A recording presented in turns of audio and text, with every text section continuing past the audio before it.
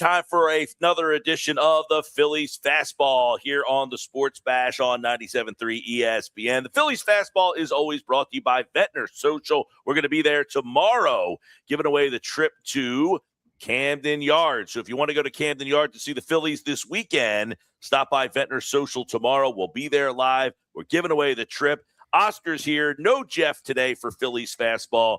But he struck out. He struck out. What can I tell you? Strike three for Jeff today. Although he was here yesterday, you weren't here, so we got 1-1. Here we go. Let's get into it, Oscar. We got the fastball segment today with the Phillies on the day that Jalen Carter signs his huge deal. Wow. We got LeBron James coming to Philadelphia.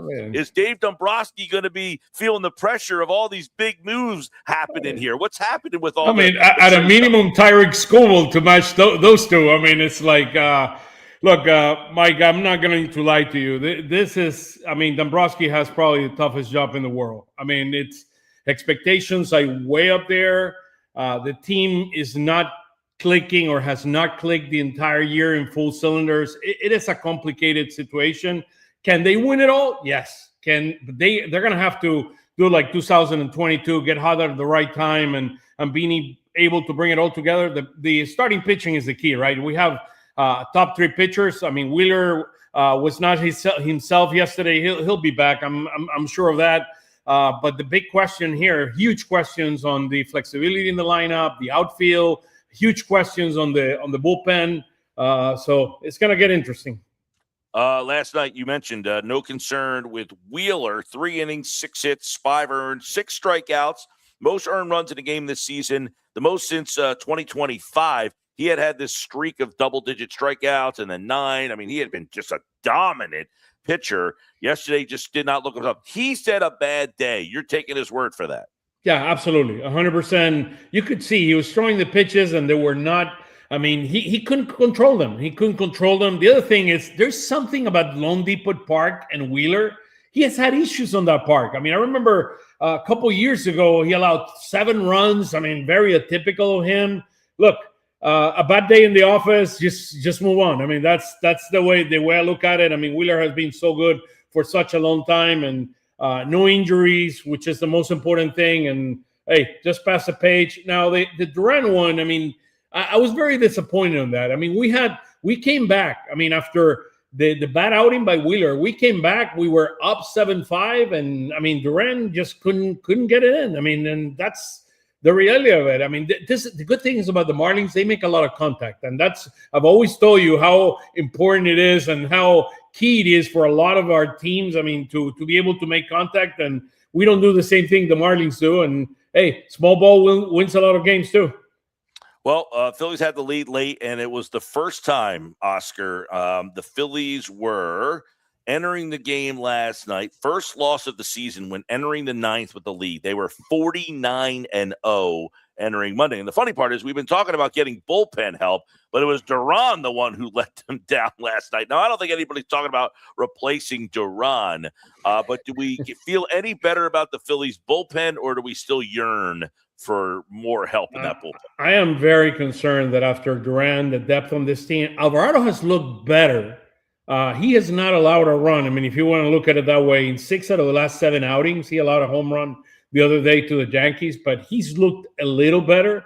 Look, if you're going to beat the Dodgers, you're going to have to have some big time lefty pitching, relief pitching, and so far we don't have that. So we don't have the luxury of having a Ranger Suarez that you can put back there in the bullpen and can do his magic. So we're going to have to go in and acquire some players, and it's going to be interesting who Dombrowski can go after and the implications of that and long-term of this team. I was looking at the Baseball America ranks Phillies, the 29th organization in baseball.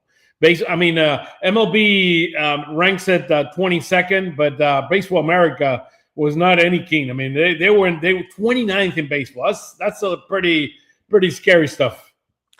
Oscar, what do you make of Harper bringing his glove, his outfield glove? Is he sending a message to the front office of get me help?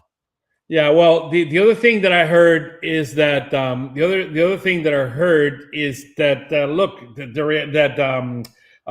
Schwarber is going to be playing first base. So Are they looking for some flexibility? I mean, does Dombrowski has maybe something lined up at first base? I mean, like a Christian Walker type of a player that could come in, like a Luis Arraez that can play first base and can add a little bit more of the contact type of thing that we're talking about. I mean, look, you never know. But I've told you since for a number of weeks, lineup flexibility is a big, big component.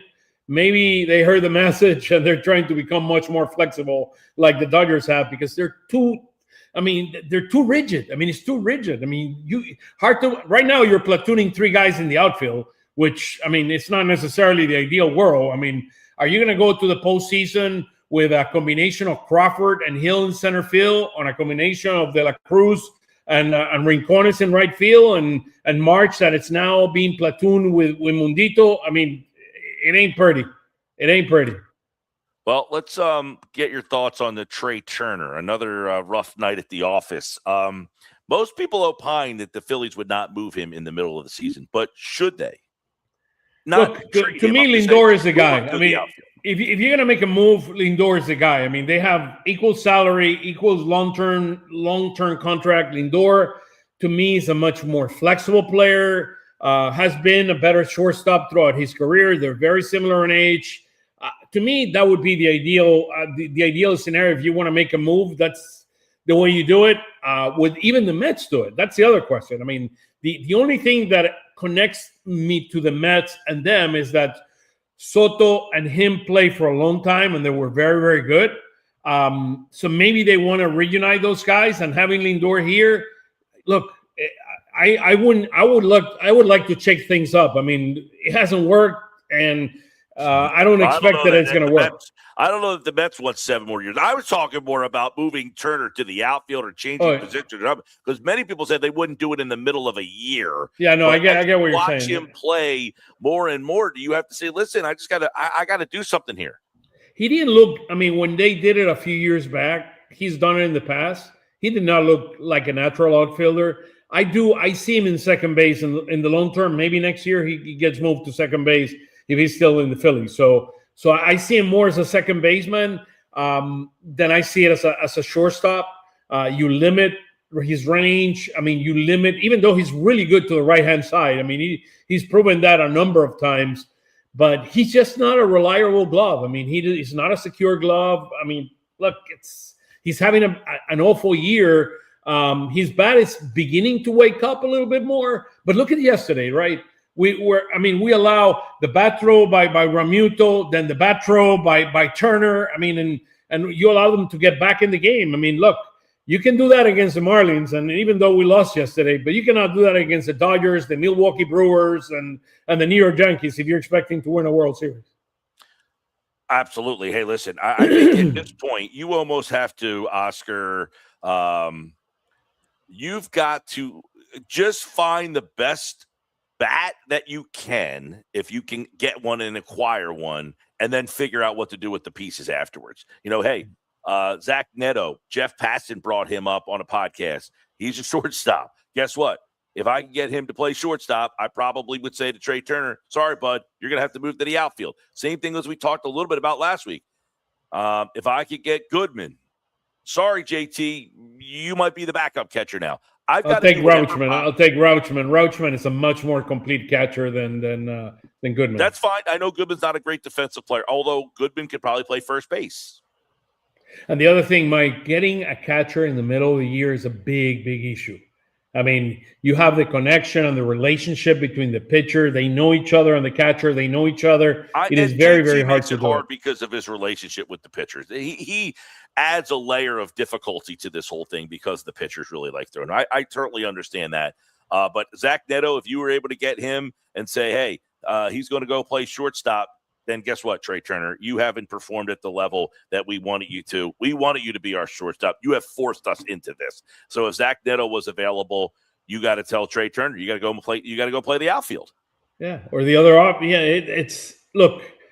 The way I look at Turner and the outfield is like Mundito. Remember that ball that dropped in the Yankee series? I mean, you're going to get a lot of that. I mean, you're going to get like Mundito Sosa, the same thing. And Mundo Sosa, the same type of play where he doesn't read the ball well and he's going to have issues.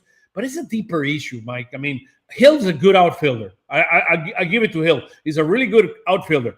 Look at the play that Crawford made yesterday, going after that dive, trying to catch up. Instead of being a single, I mean, it became double, triples. I mean, you cannot allow. Look, that's a small ball. That's the way you win games. You got to play good defense. You have to have great pitching. Somehow, I look at this team, and I know Destiny put something out there that over the last few years, we've had like a 24, 26 WAR. This team is like 4.4 WAR right now. I mean, it's like, give me a break. I'm on the position player, so give me a break, guys. I mean, start playing better baseball. I mean, you're earning your money. So, look, having Schwarber at first base, you feel any comfortable having Schwarber at first base and moving Harper to the outfield? Is a little scary. Not necessarily, but Harper hasn't been great at first. He's been average at best. Since the All-Star break, Phillies are 3-7. The only team worse, the Marlins, 1-9.